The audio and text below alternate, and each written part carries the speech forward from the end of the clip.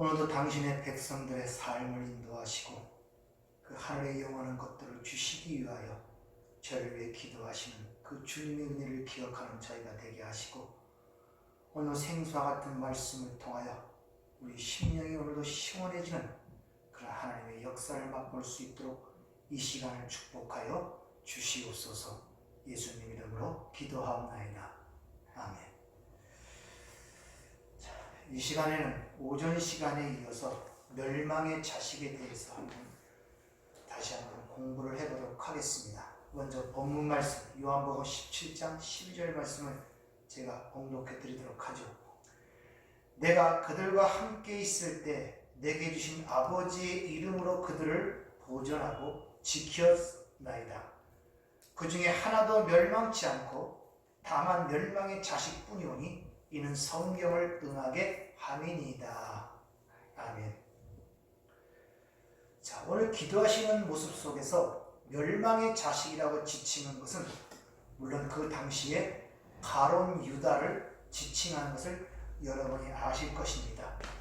성경은 하나님 예수님의 12제자 중에 가나안인 유다가 있고 또 시몬 가룟 유다가 있는데, 이 유다를 지칭할 때는 예수를 죽인 자라는 그런 명칭이 반드시 거기에 붙어 다니는 것을 볼 수 있습니다. 마태복음 10장 4절을 보면 가나안인 시몬 및 가룟 유다는 곧 예수를 팔 자라 이렇게 얘기합니다. 주님께서 친히 요한복음 6장 71절을 보면 내가 너희 12를 택하여지 않았느냐? 그러나 너희 중 한 사람은 마귀니라. 이 말씀은 가롯 시몬의 아들 유다에 대해 가리키십니다. 이게 주님께서 친히 이렇게 말씀하시는 것을 볼 수 있습니다. 그리고 마태복음 26장 24절을 보면 이렇게 저주스러운 말씀하시죠. 그 사람은 차라리 태어나지 아니했더라면 제게 좋을 뻔하였느니라. 이런 말씀까지 하는 것을 볼 수 있습니다. 유다는 누구나 하나님의 백성들이라면 복음서에서 예수를 팔 자라는 그런 말씀을 통하여 다 한 번씩들 요구를 받는 그런 자가 가룟 유다입니다. 그러나 우리는 이 시대에서 그 유다를 바라볼 때 유다 그 한 사람이 가리키고 그 유다가 상징적으로 우리에게 보여주고자 하는 것이 무엇인가를 잘 이해를 하셔야 됩니다.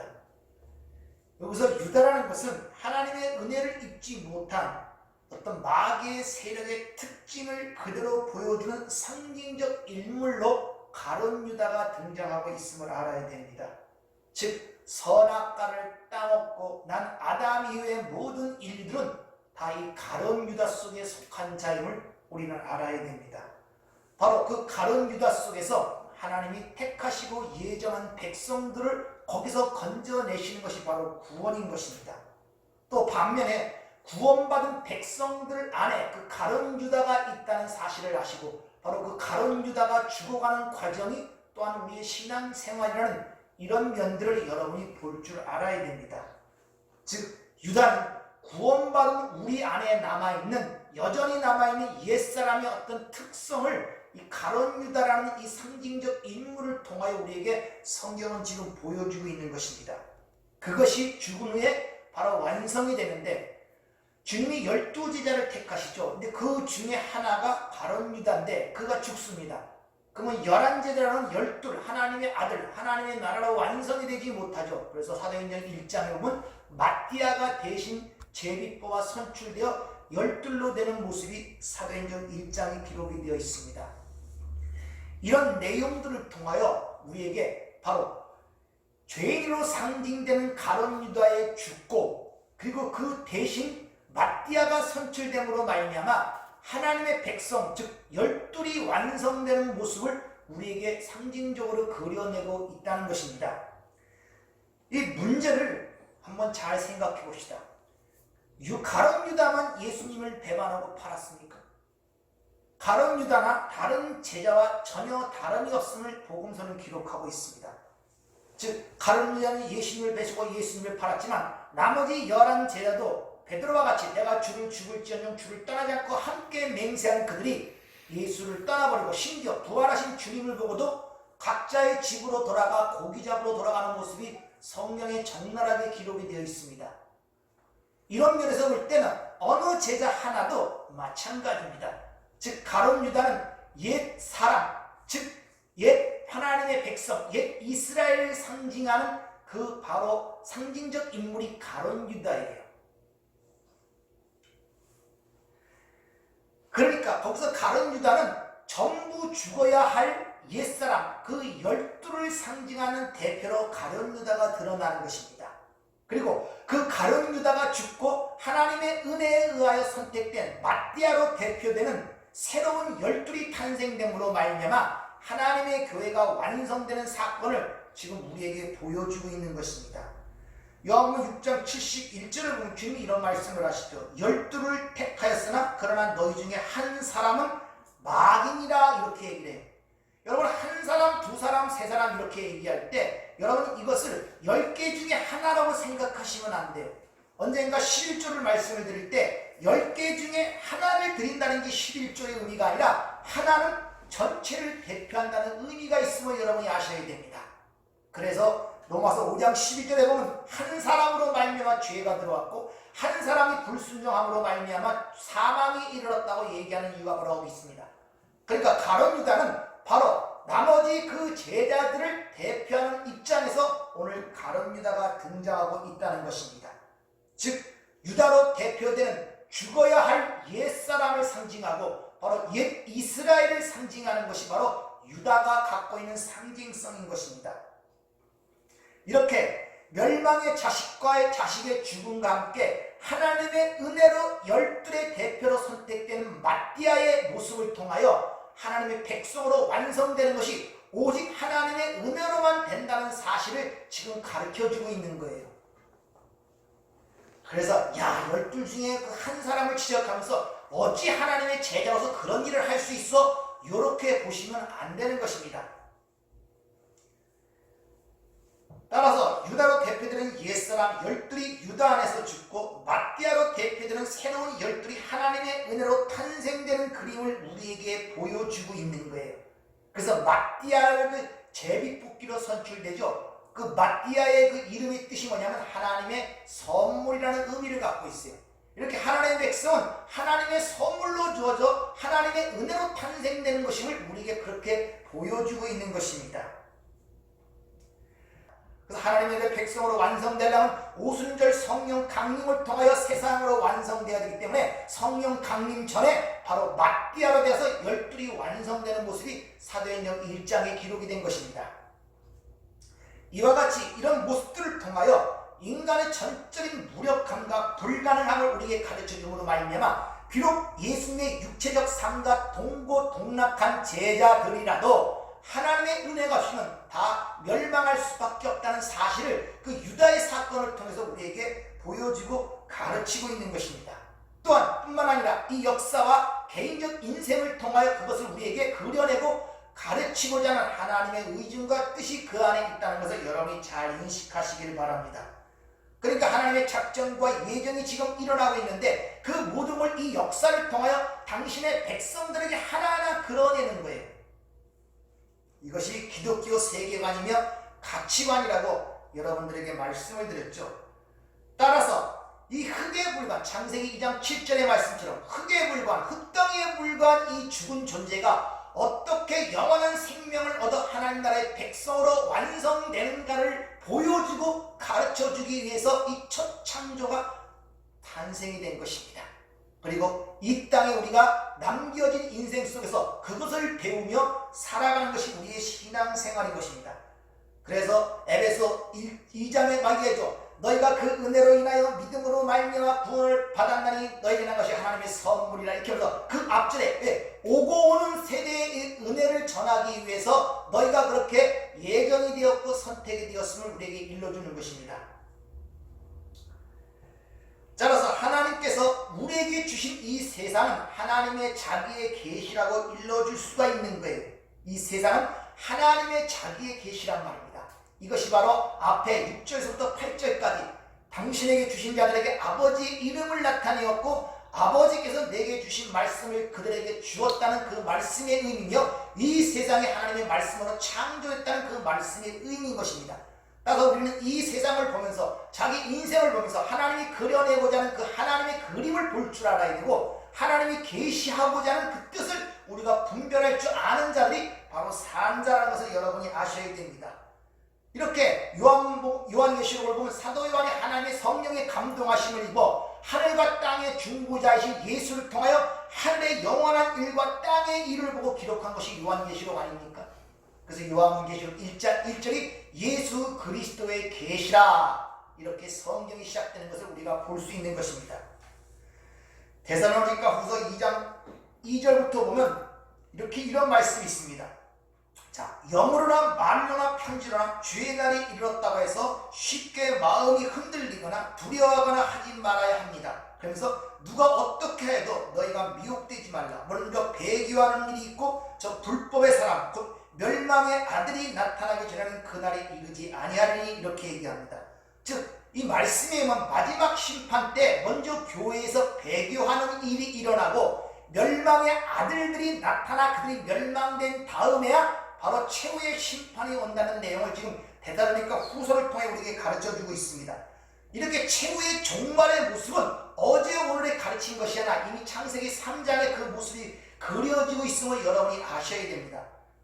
창세기 3장 6절 이하에 보면 이런 말씀이 있습니다. 여자가 그 나무를 본즉 먹음직도 하고 보암직도 하고 지롭게 할 만큼 담스럽기도 한 나무인지라.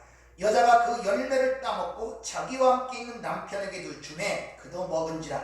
이에 그들의 눈이 밝아져 자기들이 벗은 줄 알고 무화과 나무 잎을 엮어 치마로 삼았더라. 그들이 그날 바람이 불 때 동산에 거니시는 여호와의 하나님의 소리를 듣고 아담과 그 아내가 여호와 하나님의 낯을 피하여 동산 나무 사이에 숨은지라, 이렇게 얘기합니다. 잘 아다시피 아담과 하와, 즉 범죄한 아담과 하와를 하나님이 찾아오신 모습을 거기서 그려내고 있는데, 거기서 그날 바람이 불 때 이렇게 번역된 그 내용을 히브리어 원어로 보면 이런 말이에요. 르하우 하욤. 이 무슨 말이냐면 르하우 성령, 하욤 그날, 즉 성령의 그날, 이런 말이에요. 근데 그것이 헬라어로 번역되면 헤메라 퀴리온, 주의 날, 다시 말하면 심판의 날을 의미하는 거예요. 그러니까 창세기 3장에 선악과를 따먹고 아담을 찾아오는 그 사건 속에서 바람이 부는 그날이라는 것은 심판의 날이라는 그런 의미를 거기에서 우리에게 보여주고 있는 것입니다.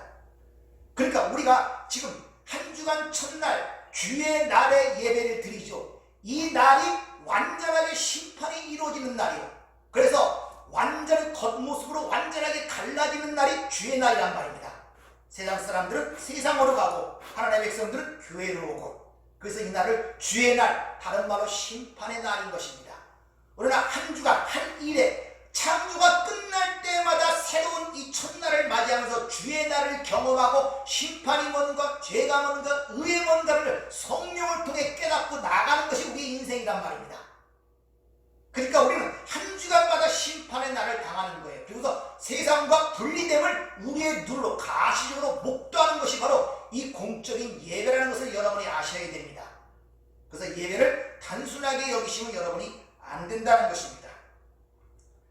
성경은 이같이 오직 하나님의 은혜로 인하여 하나님만 의존하는 절대적 의존적 존재로 지은 것이 인간임을 가리키기 위하여 다양한 모습으로 창세기 3장부터 그것을 우리에게 일러주고 있는 것입니다. 그래서 첫 아담의 배신, 옛 이스라엘의 배신, 그리고 유다로 대표되는 그 배신, 옛사람, 이 모든 것들은, 옛 성전에 무너진 이 모든 것들은, 이 땅에 태어난 모든 것들은 절대로 하나님 나라에 들어올 수 없다는 사실을 가르쳐주기 위해서 상징적 도구들로서 이 세상에 등장하고 있는 것입니다. 바로 가룟 유다도 그 중에 하나의 상징적 의미로서 지금 우리에게 보여주고 있는 것이죠. 그렇게 멸망의 자식, 그들이 다 무너진 이후, 다시 말하면 첫 아담, 옛 이스라엘, 옛사람, 멸망의 자식 가룟 유다가 다 죽은 이후에 마지막 아담, 새 사람, 영적 이스라엘, 그리고 유다로 대표되는 새로운 마띠아가 탄생됨으로 말미암아 하나님의 백성으로 완성된다는 것을 우리에게 지금 가르쳐주고 있는 것입니다. 그래서 이게 모든 걸 함축하여 주님이 오셨을 때 한마디로 말씀하시고, 이 성전을 헐라. 그래야 너희가 새로운 성전, 하나님의 나라가 된다는 것을 그렇게 말씀하시는 것입니다. 자, 그러면 유다가 멸망받을 자식들의 대표로 여기서 등장하고 있다면 유다의 삶의 특징을 우리가 잘 봄으로 말미암아 우리가 경계로 삼아야 되잖아요. 그럼 유다의 삶의 특징이 무엇인가를 우리가 잘 알아야 됩니다. 유다는 먼저 돈에 집착한 자였음을 우리에게 가르칩니다. 요한복음 12장 6절 이렇게 말하면 가난한 자들을 생각함이 아니요 그는 도둑이라 돈깨를 맞고 거기에 넣는 것을 훔쳐감이라 이렇게 얘기를 합니다. 자, 진짜 유다가 돈만을 위해서 예수님을 팔았겠습니까? 만약 그랬다면 예수님이 무지한 자를 내가 죽였다고 돈을 가져와서 성전거에 던지고 갔겠습니까? 아니란 말입니다. 아마 추측하건대 이 가룟 유다는 예수님의 위대한 초월적 능력을 목도하고 경험한 자입니다. 예수님을 궁지로 몰아넣어서 그를 어떤 경각심을 통하여 그 초월적 힘을 이용하여 민족적 해방을 요구하기 위하여 그에게 그런 일을 가했을지도 모릅니다. 왜? 주님은 계속 이 나라를 해방시키고 이 나라의 어떤 다윗의 영광을 회복시켜야 되는데 하시는 말씀마다 내가 십자가에 죽어야 된다는 거예요. 그러니까 유다가 그걸 이해하지는 못하는 거예요. 그래서 그를 궁지로 몰아넣기 위해서 그를 30에 팔았을 수도 있다는 것이죠. 그러나 저러나 마찬가지 성경은 유다를 돈을 사랑한다라고 그렇게 얘기를 하죠. 자, 여기서 돈에 대한 것을 잘 이해를 합니다. 돈은 어떤 중립적 수단이나 도구가 아님을 우리는 아셔야 됩니다. 그래서 성경에서 돈이라는 단어를 표현할 때 신의 이름, 맘몬이라는 신의 이름을 사용하고 있음을 알아야 되고 하나님이 하나님과 재물을 겸하여 섬기지 못한다는 말을 하시는 이유가 거기 있단 말입니다. 즉 지존자의 논리를 자리를 놓고 돈과 하나님이 다투게 된단 말입니다. 이런 면에서는 돈은 종교적 힘을 있어요. 즉 사람에게 영향을 끼치고 사람을 지배하는 힘이 바로 그 돈에 있단 말입니다. 그래서 세상의 모든 문제도 거의 90% 이상이 돈 문제 아닙니까?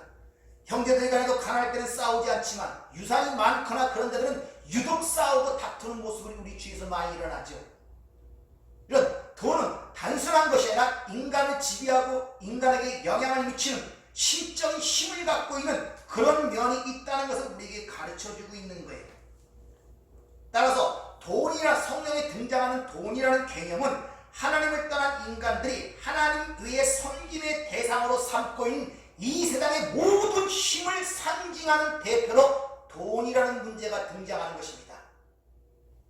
따라서 유다가 왜 돈을 사랑한 자, 도적이라는 그런 말을 사용하는가 하면은 유다는 자신도 이 나라의 회방을 위하여 모든 걸 버리고 예수를 따른 자란 말입니다. 근데 그것은 그렇게 이 보이는 세상의 어떤 영광과 자신의 영광을 위하여 행한 모든 것들이기 때문에 그를 돈을 사랑하는 자, 바로 세상의 힘을 대표하는 돈을 사랑하는 자라고 표현하고 있고 그 유다의 주는 어린 양이 아니라 바로 세상이 추구하는 사자와 호랑이 같은 그런 힘을 요구하는 것이 그가 말하는 주였단 말입니다. 우리는 이런 모습을 통하여 여러분이 주라고 부르는 분이 누구인가를 잘 기억하셔야 돼요.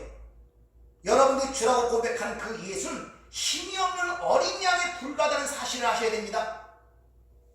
사자도 아니고 호랑이도 아니고 늑대도 아니고 이리도 아니라는 것을 여러분이 아셔야 돼요. 유다의 주님은 세상의 힘이었단 말입니다. 그래서 마태복음에 보면은 한 번도 이 유다는 예수를 주라고 부르지 않습니다. 랍비어라고 불러요.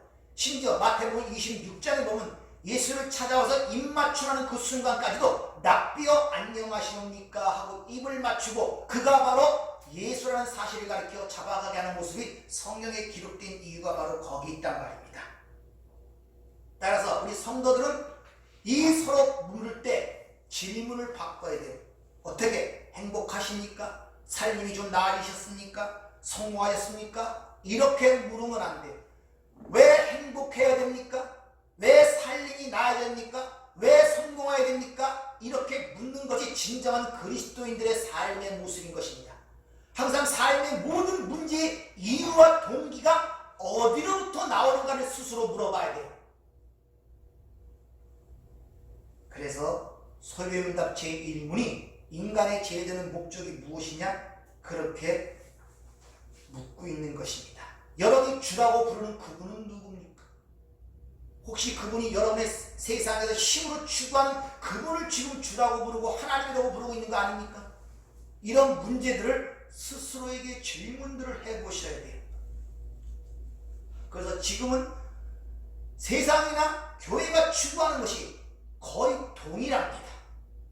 기도하는 제목도, 바라보는 시각도, 고통받는 이유도, 원하고 소망을 갖는 모든 것 자체가 세상 사람과 하나님의 백성이라는 것 별 다름이 없어요.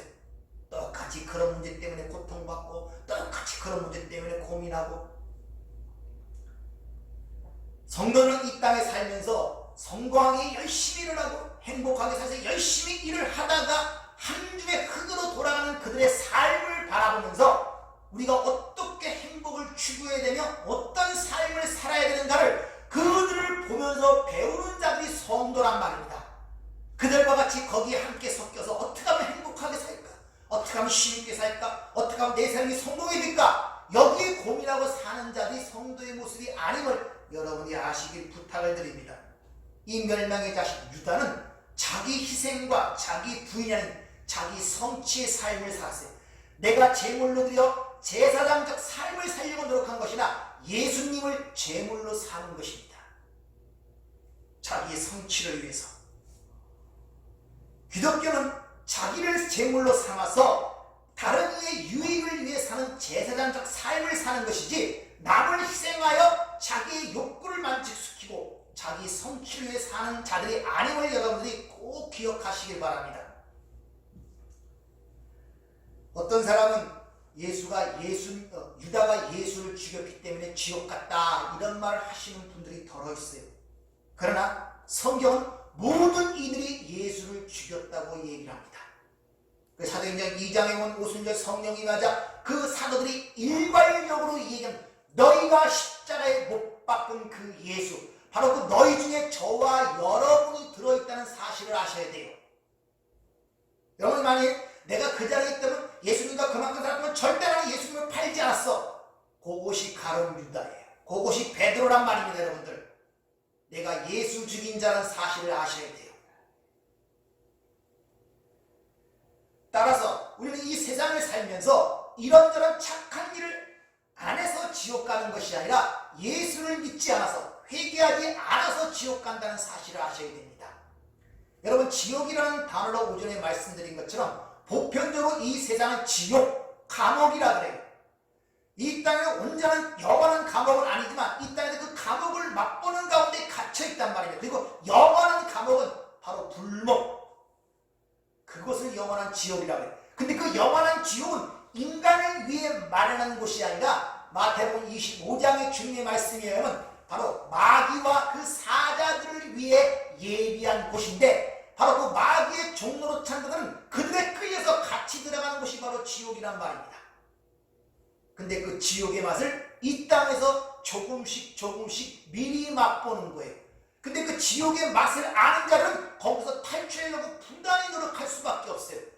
따라서 하나님의 백성들, 성령을 받아 새롭게 살아난 자는 마치 죽은 육신의 생명이 살아나고 심령이 살아나면 고통이 오는 것처럼 이 세상으로부터 탈출하기 위해 몸부림을 칠 수밖에 없고 고통을 느낄 수밖에 없다는 것입니다.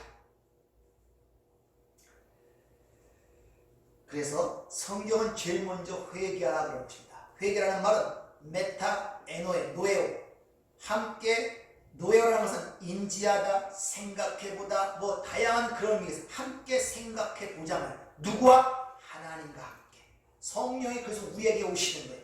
새롭게 우리의 사고방식과 우리의 생각과 우리의 마음과 우리의 모든 것을 새롭게, 네가 혼자 보고 살아왔지만 하나님이 보는 입장에서 같이 나랑 이 보잔 말이에요. 이 메타노이아, 회개란 말입니다. 하나님께로 돌아서는 것. 그래서 이 회개를 하지 않으면 절대 구원을 받지 못한다고 성경은 얘기하고 있습니다. 근데 마태복음 27장 3절을 보면 유다도 스스로 뉘우쳐라는 그런 말씀이 있어요. 스스로 뉘우쳐. 근데 그 뉘우치다는 그 단어가 메타노에오가 아니라 메타멜로마이, 감정적 동요, 흔히 말하는 후회했단 말이에요. 이와 같이 수가 없고, 그러나 죄인들도 수많은 후회와 반성을 하면서 살아가는 건 이 땅의 모습이에요. 그러니까 씨 뿌리고 눈물 흘리고 후회하고 그런 것을 여러분이 회개로 보시면 안 돼요. 그건 감정적 동요에 불과할 뿐이지, 그 감정이 지나가면 똑같은 상황이 또 벌어진다는 것을 우리 경험상 알고 있잖아요. 하나님께서 이렇게 우리 삶 속에 성령을 보내심으로 우리 삶이 개입됨으로 말미암아 필연적으로 죄에 대하여 의에 대하여 심판을 대하여 폭로하시고 깨닫고 드러내심으로 말미암아 회개하는 삶이 필연적으로 삶 속에 드러나게 돼 있어요. 그래서 끊임없이 자기 자신의 행로를 보정하려고 부단히 노력하면서 자기 무능력함과 불가능을 깨달으면서 하나님께 무릎을 꿇을 수밖에 없고 하나님을 의지할 수밖에 없고, 왜 예수가 죽어야만 했으며 왜 예수의 은혜만이 나를 구원할 수 있는가를 절절하게 깨달아가는 것이 신앙생활이란 말입니다. 따라서 성령에 드러나는 첫 아담이라든지 옛 이스라엘이라든지 오늘 멸망에서의 가룟 유다든지 이 모든 것들은 없어지고 그것을 통하여 하나님 나라에 들어가지 못한다는 걸 가리키기 위한 이 세상 전체를 가리키는 하나의 패러다임 틀이란 말입니다. 그런즉 상징적 의미를 갖고 이 멸망의 자식 유다를 봐야지 어떤 개인의 감정 속에서 어찌 그러한 일을 할 수 있어? 라고 보면은 그건 여러분이 성경을 지금 잘못 보시고 있는 거예요. 우리 인간은 이미 죄와 허물로 죽은 자들이라고 성경은 선언하고 있잖아요. 그래서 허물과 죄로 죽었던 너희를 살리셨도다. 그러니까 허물과 죄로 죽은 자들은 어디에 갔다 한들 무슨 상관이, 죽은 흙을 마당에 뿌린들 없다며 밭에 뿌린들 없다며 화분에 있는 흙 뭐가 다르겠습니까? 오전에 말씀드린 것처럼 같은 똥을 묻어놓고 너는 많이 묻은 자, 나는 작게 묻은 자, 서로 비교하고 갈라내는 것은 아무런 유익이 없고 그건 하나님의 아무런 필요가 없다는 것입니다. 누구나 똑같은 거예요. 그래서 가룟 유다가 예수를 죽여서 지옥 간 것이 아닌 것입니다. 그래서 가룟 유다가 지옥 갔느냐 못 갔느냐, 베드로가 어디 갔느냐, 또 뭐 이런 것에 여러분 너무 고민하지 마세요. 그런 사람들은 이 땅에 하나님의 어떤 것을 드러내고 가르치기 위해서 도구로 쓰임받다가 간 사람이기 때문에 그 사후의 문제는 여러분이 관여할 문제고 관심을 가질 문제가 아니라 그 사람을 통하여 하나님이 드러내고자 하는 메시지, 그 가르침, 그 교훈을 배우시면 되는 거예요. 근데 그걸 그렇게 보지 못하고 저건 나쁜 자, 저건 좋은 자, 여기 바로 바리새인들 아닙니까? 여러분 바리새인들을 보면서, 세리와 이것들을 보면서, 세리도 가늠한 여인도 죄인 아닙니까? 그 바리새인들은 죄인 아닙니까? 그들도 죄인이라 그래요. 그러면 그들이 한쪽은 예법을 잘 지키는 바리새인들의 모습으로 이 땅에 등장하고 한쪽은 세상에 지탄받는 가늠한 여인과 또 세리의 모습으로 등장하여 그걸 성경을 통해서 우리에게 하고자 하는 뜻이 무엇인가를 분별하는 게 좋지, 야 바리새인들은 지옥 가고 세리들은 의롭다 받고 천국 갔어, 이렇게만 보면은 그 가르침을 제대로 받지 못하는 것입니다. 이와 같이 자신들이 허물과 죄로 죽은 상태임을 모르는 자들이 바로 이 멸망의 자식들의 특징이며 죽은 자의 삶의 모습이며 소경된 자의 실상이란 말입니다. 바로 가룟 유다를 통하여 그걸 가리키는 거예요.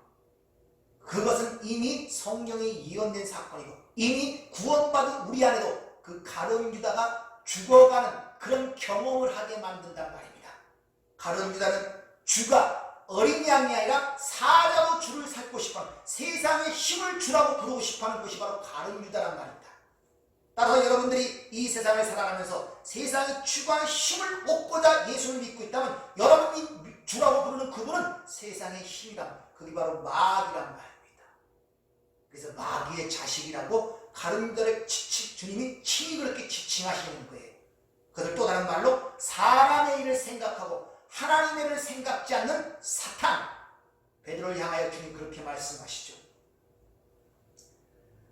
따라서 그 하나님의 말씀에 의하여, 성령에 의하여 내 실상이 벌거벗겨질수록 통렬하게 자기 죄가 자각되는 동시에 예수님의 십자가의 필연성, 그 은혜의 위대함과 그 공로가 절절하게 느껴지고 그 앞에 무릎을 꿇고 머리를 숙일 수밖에 없다는 것입니다. 거기서 바로 자기 부인이 되어가는 거예요. 어느 한순간에 이루어지는 것은 아니지만, 그래서 주님이 이렇게 분명히 말씀을 하십니다. 마태복음 16장 24절 26절. 이에 예수께서 제자들에게 이르시되 누구든지 나를 따라오려거든 자기를 부인하고 자기 십자가를 지고 나를 따를 것입니다. 누구든지 제 목숨을 구원하고자 하면 잃을 것이요 누구든지 나를 위하여 제 목숨을 잃으면 찾으리라. 사람이 만일 온 천하를 얻고도 제 목숨을 잃으면 무슨 것이 유익하리요? 사람이 무엇을 주고 제 목숨과 바꾸겠느냐? 이렇게 말씀하시는 이유가 바로 거기 있는 것입니다. 여러분들은 멸망의 자식이었어요. 그러나 그 중에 하나님의 선택된 자들이 거기서 건져내어 바로 하나님의 은혜로 마띠아로 대표되는 하나님의 백성으로 선택된 것입니다. 그리고 그들에게 성령을 주어서 하나님의 영원한 나라의 상속자로 삼으신 그 하나님의 은혜를 여러분 삶 속에 하나하나 깨닫고 찬송하는 저와 여러분 되기를 주의로 부탁을 드립니다. 기도하겠습니다. 은혜롭고 자비로우신 주님, 우리가 한꺼풀 한꺼풀 벗겨질 때마다 우리는 부끄러울 수밖에 없고 하나님의 십자가의 은혜 뒤로 숨을 수밖에 없습니다. 주님, 벗겨질 때마다 두려워하고 힘들어하는 것이 아니라 그 가운데 하나님의 은혜를 보게 하시고 찬양할 수 있는 이런 우리의 믿음과 성숙한 우리의 삶이 될 수 있도록 저희들을 축복하여 주시옵소서. 예수님 이름으로 기도하옵나이다.